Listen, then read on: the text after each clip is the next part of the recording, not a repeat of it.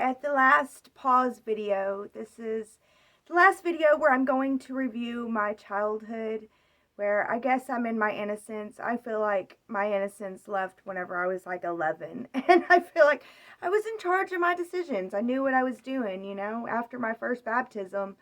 Really, I knew what I was doing. To summarize my childhood, though, I've summarized my mother's, and I've summarized my father's, and I've summarized my grandmother's, because I had 3 realities growing up. Actually, multiple realities growing up, really. So today I'm going to review a little bit of my childhood, a little bit of things that I left out in my childhood, and then I will review, what it was like to live on the streets, because I did live on the streets there for a little bit, One thing I want to say is, my whole life, I can't say that I am neurodivergent, but I do think that I am, because I relate more to neurodivergent people, or the way that neurodivergence thinks, than neurotypicals.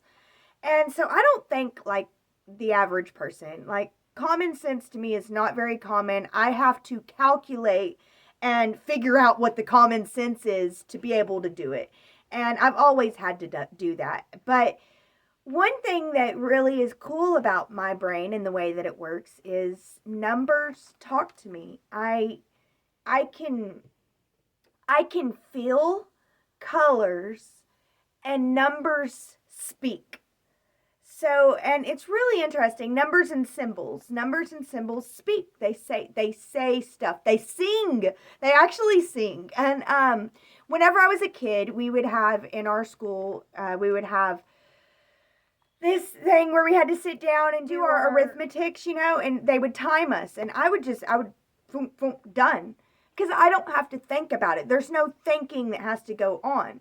For me to figure out what's common sense and what's the social norm, I must think. I got to think. I got to pay attention to everyone around me. I've got to really listen to what they're saying, their complaints. People's complaints tell you a lot of how you should act. And this is how I grew up, and this is how I was growing up. And I want to talk about lucid dreaming, because I learned about lucid dreaming as a teenager. And whenever I learned about lucid dreaming, I was like, oh, that's what I'm doing. And now that I have like a knowledge of lucid dreaming, and they would give tips and tricks of how to lucid dream, I would use that with what I already was doing in my dream world. And as a child and as a teenager, my dream world was my sanctuary. It really was. It was my sanctuary. And I loved dreaming. And dreams was where I'd get answers and I would get direction in life. Like, I would go to sleep and I would know what to do because I dreamed it. And it's really cool, because then whenever I applied it, people would be like, whoa, where'd you get that? And I'd just be like, from my dream. Or sometimes I wouldn't want them to say, or I would be like, I don't know, I just thought it up, because I understand. Again, I calculate social norms. People don't understand people that are different, and they don't like people that are different, and they don't accept people that are different. And all I want to be is accepted. All I am is different. Like, it doesn't matter if the crowd, if I love vanilla ice cream and all of the crowd starts eating vanilla ice cream, my soul is like, eat chocolate, you must eat chocolate. And every time I go to that vanilla, it's like, oh, I can't reach the vanilla. Oh, okay, I'll eat the chocolate. And I'm just over here eating my chocolate ice cream. And everybody's like, oh my God, why are you eating chocolate? We're all into vanilla. And I'm like, I know, I really want to hang out with you guys. I loved vanilla before y'all had it. That's how it feels like to be me. Learning, reviewing my own story and everything is what made me realize that I'm not the average person. I can't go out and get an average 9-to-5 job. I've got to be me. I've got to figure out how to be me. And I want my me to help you. And so I've got to be me. It's like I've come to a point. Back then, I could hide me really well. I was really good at hiding me, because I understood that I had to hide me. But now it's like I'm coming into this point where it's like, I've got to be me, and I hope that I can help you in being me. And that's what's led me onto the shamanic path, the mystic path. And I think that we're all mystics, and we're all shamans, and I'm just here to help show us. And hopefully, I can help some. Those that see my crazy and understand the value that it can be to them, I will help them, and I'm so grateful for them. So yeah. that's where my story ends up and adds up. But for now, I'm supposed to be telling you about my story and how it all began. And so yeah, I do want to kind of review the time. I mean, it was a short time that I was, it was my 11th grade year, the second half of my 11th grade year that I was living on my own. And I first started living with my best friend, Jerica, and that turned out to be a crazy, crazy experience with this woman, like telling us that she's Jesus and crazy stuff. And anyway, really and then I moved in with Kimber and her family, and oh my gosh, it was such a beautiful experience for me to see their family and the way that they interact. It was like so much love. The mother would cook them dinner and they would eat dinner, and then she would do all the dishes, and Kimber would help, and if she had like one of her siblings over, they would help. There was just so much love. There was even love between her and her stepsister, which is so beautiful. I loved that, and I was so honored to be a part of that for the short time that I was. And unfortunately, I made bad decisions. I chose to drink and drive. I should not have chose to done that. I should have continued to remain sober, and I also made careless decisions, and it got scary, and it seemed like I might wreck her daughter. So I could understand, and I lost my place there. And from then on, I was on the streets, and it was a difficult time. I would hang out with a lot of older men, a lot of old men, and they would let me hang out in their house. And yeah, I remember one time because, I was dating Zach, and this one old man, I would always go to his house like every morning. We would smoke a joint and listen to country music and just, talk about life. And this old man was trying to tell me that Zach was in there sleeping with his daughter the night before. I didn't want to hear it, and she came out and she was just like, yeah, I slept with him last night, da, da, da, da. Just like all proud of herself. And I was just like, okay, it hurt me. And I left. I went to the playground and cried. And I believed that happened. But at the time, that was the time that I was very, very, I was dedicated to God. I had spoken in tongues for the first time in church. I felt like I was really, Zach's mom was a very good influence on me. She showed me that you could be a Christian. You can be a smoker and a Christian. God forgives you. He understands. You can still pray to God, and you can still love God. God will still love you, and you can smoke, And so it changed my perspective about things. And so I was really into God, and I understood, I dedicated myself back to God, and I said that I would marry the guy that I slept with, and he slept with me. So I was dedicated to him, and I knew that I had to marry him. And it was confusing, like to me, in my eyes, I was already married to him, and I couldn't get out of it, and I was stuck, and I was crying, and it's really crazy. It really is crazy how we view things. So I stayed with him, and of course, he took that as a right to cheat on me, and honestly, it was.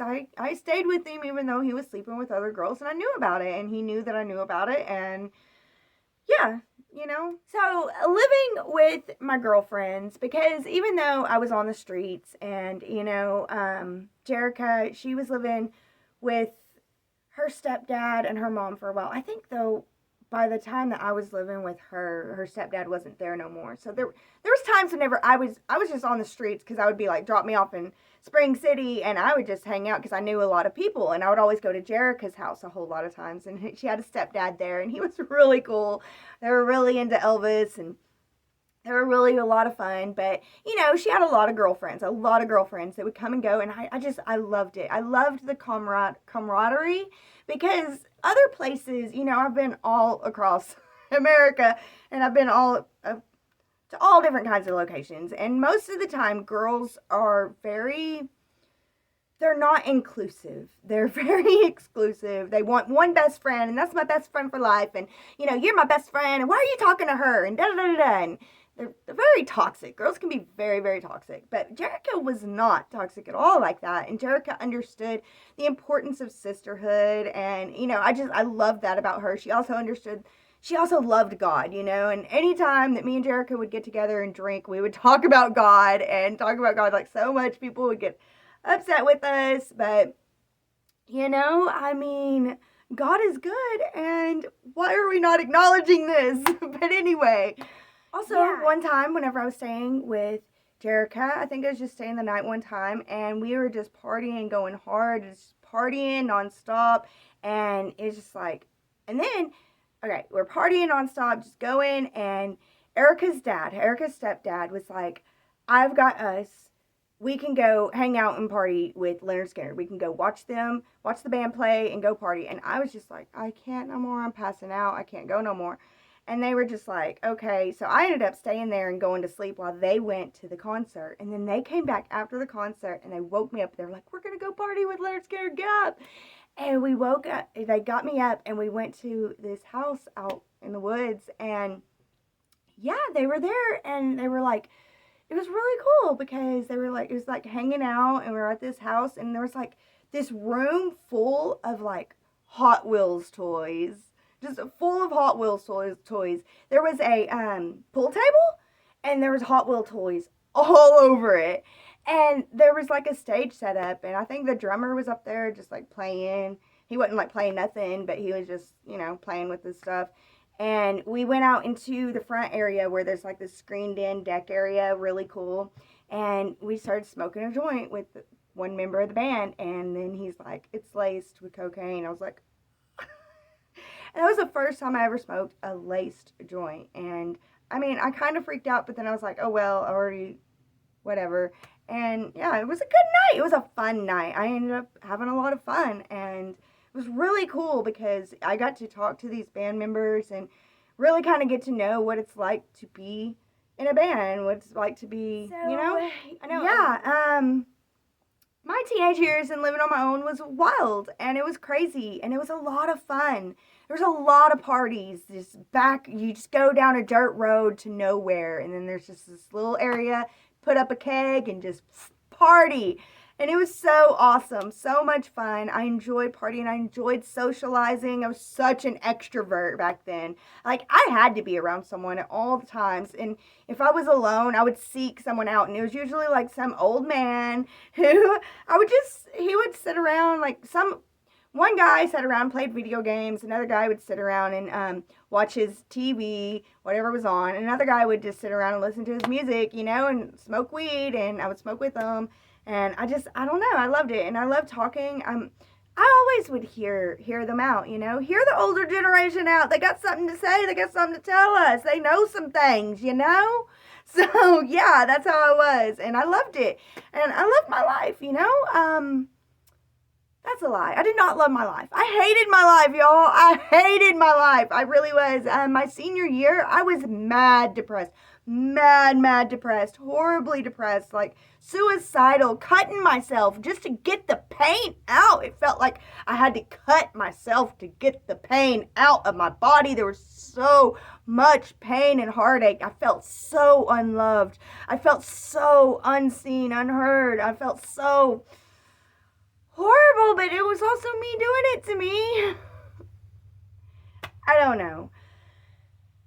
But yeah, there you go. There you have it, guys. That was my childhood. And now we're going to move into my adult life. And this is where I am responsible for my decisions. And I make some horrible, awful decisions, you guys. Spoiler alert. I'm going to be making some horrible, awful decisions. No good, horrible, awful decisions. And if I thought that I hated myself my senior year, I actually have no earthly idea what self-hate is yet.